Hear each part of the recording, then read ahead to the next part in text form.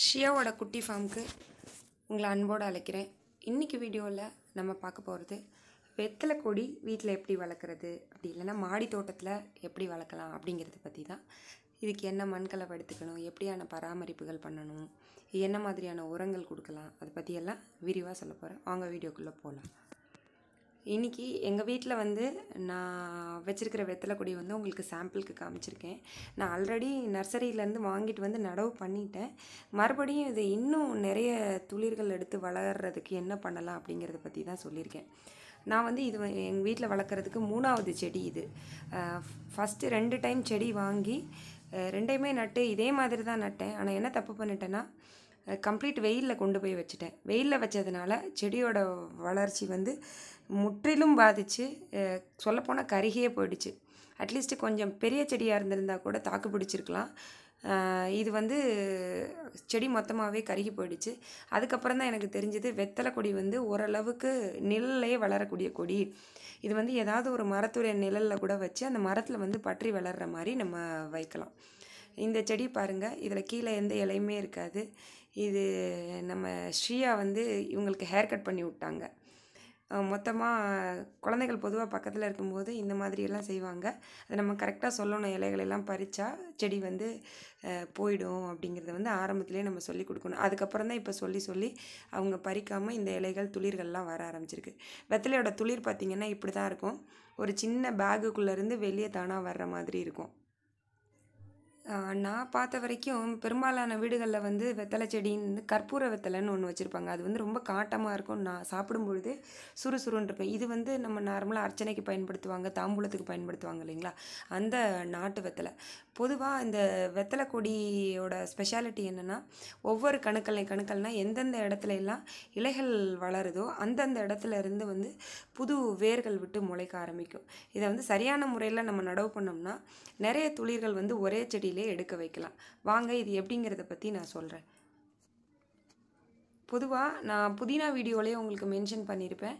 செடி வளர்க்கும் பொழுது சாய்ச்சி நடுங்க, அதாவது நடவு செய்யும் பொழுது சாய்ச்சி நடுங்க அப்படின்னு. ஏன்னா அந்த மாதிரி நோட்ஸ்ன்னு சொல்லுவாங்க இல்லைங்களா, அந்த கணுக்களில் வேறுவிடக்கூடிய செடிகள் அத்தனையுமே நம்ம எவ்வளவுக்கு படுக்க வச்சு நடவு செய்கிறோமோ அந்த அளவுக்கு அது வேறு விட்டு வளர ஆரம்பிக்கும். ஒவ்வொரு கணுக்கள்லையும் வேர் எடுக்கும்போது துளிர்கள் நிறைய எடுக்க ஆரம்பிக்கும். நான் ஏற்கனவே நர்சரியில் வாங்கிட்டு வந்த செடி குத்துச்செடியாக தான் நட்டு வச்சேன். இப்போ அதை என்னுடைய தோழி ஒருத்தவங்க சொல்லியிருந்தாங்க, இந்த மாதிரி நீ படுக்க வச்சு முயற்சி பண்ணிப்பார், அதனோட ரிசல்ட் நல்லாயிருக்கும் அப்படின்ட்டுன்னு. ஸோ நானும் அதே தான், எனக்கு அந்த யோசனை வரல. அவங்க சொன்னதுக்கப்புறம் தான் சரி முயற்சி பண்ணலாம், உங்களுக்கும் அதை சொல்லி காமிக்கலான்னு சொல்லிட்டு இப்படி படுக்க வச்சுருக்கேன். நீங்கள் பார்த்தீங்கன்னாலே தெரியும், ஒவ்வொரு கணுக்கள்லையும் அதனுடைய வேர்கள் சின்னதாக இருக்கும். அதை நம்ம ப்ரொவகேட் பண்ணணுன்னா கீழே வச்சு இந்த மாதிரி மண்ணுக்குள்ளே புதைச்சி வச்சு வளர்க்கும் பொழுது நீட்டாக வரும். இது தொட்டி சின்னதாக இருக்கிறதுனால நான் மடக்கி வைக்கிறதுக்கு கொஞ்சம் சிரமப்பட வேண்டியதாக இருக்குது. இதே தரையாக இருந்தால் ஒன்றுமே பிரச்சனை இல்லை. அப்படியே நீங்கள் சாய்ச்சி வச்சு மேலே மண் போட்டுடலாம். அதாவது அந்த நுனியில் மட்டும் விட்டுட்டு இந்த மாதிரி மடித்து வச்சு அது மேலே என்ன பண்ணுங்கள், நீங்கள் மண் போட்டு மூடிடுங்க. மூடிட்ட பிறகு பார்த்தீங்கன்னா ஆஸ் யூஷுவல் நீங்கள் எப்பயும் போல் தண்ணி ஊற்றுங்க. இதனுடைய வேர்கள் உள்ளே போகும் பொழுது அதுக்கு மேலே துளிர்கள் எடுத்து வரும். புதினா, இந்த வல்லாரை, இந்த பொன்னாங்கண்ணி, இந்த மாதிரி சில செடிகளுக்கு இயற்கையாகவே அதனுடைய அந்த கணுக்களில் வேர் எடுக்கக்கூடிய இயல்பு உண்டு. வெத்தலை செடி வளர்க்குறது ரொம்ப சுலபமான விஷயம். அதே மாதிரி இதுக்கு மருத்துவ குணங்கள் ரொம்ப ஏராளம். கட்டாயம் நீங்கள் வீட்டில் வச்சுருக்க வேண்டிய ஒரு செடி. சளி தொல்லை அப்படி இருக்குன்ற பட்சத்துக்கு நீங்கள் உடனடியாக நாட வேண்டியது வெத்தலை செடி தான்.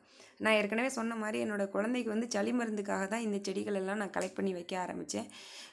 பெரியவங்களுக்கும் சரி, சளின்னா வெத்தலை சாப்பிட்டா சளி குணமாகும்னு சொல்கிறாங்க. வெத்தலை சாறு எடுத்து குடிக்கலாம், இல்லை அப்படியே கூட மென்று சாப்பிடலாம். அதே மாதிரி செரிமானத்துக்கும் இஞ்சி, அதே மாதிரி இந்த வெத்தலையும் நல்ல பங்கு வகிக்குது. பொதுவாக நம்ம ஹெவியாக ஏதாவது சாப்பிட்ருந்தோன்னா அந்த சாப்பாட்டுக்கு அப்புறம் நம்ம வெத்தலையை பாக்கு தாம்பூலம் தரிக்கிறது நம்மளோட கலாச்சாரத்திலே இருக்குது. பட் பாக்கெல்லாம் நீங்கள் சேர்க்கும் பொழுது பார்த்து சேருங்க. ஏன்னா இன்றைக்கி நிறைய ப்ராசஸ் பண்ணி கெமிக்கல்ஸோடு வருது.